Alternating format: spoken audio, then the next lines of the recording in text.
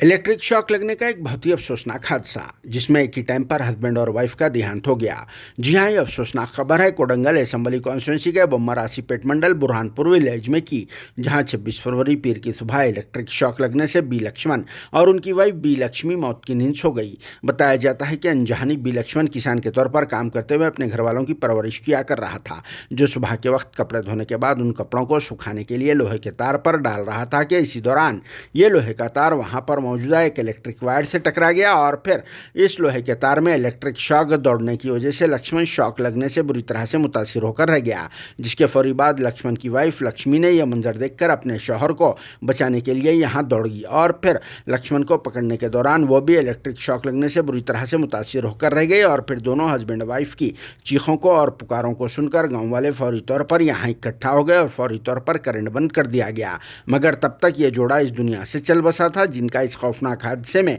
Spot पर ही देहांत हो गया और इस वाक़े के बाद लोगों का इनके घर के बाहर हुजूम भी जमा हो गया और इस अफसोसनाक वाक़े की वजह से गांव में गम की लहर दौड़ गई और फिर सभी गांव वालों ने इस वाक़े पर अपने गहरे दुख का इजहार किया। बाद में पुलिस को इस वाक़े की इत्तला दे दी गई, जिसके बाद पुलिस टीम ने स्पॉट पहुंचकर यहां का तफसीली मुआयना किया और फिर इस सिलसिले में केस बुक करके तहक़ीक़ात का आगाज़ कर दिया है।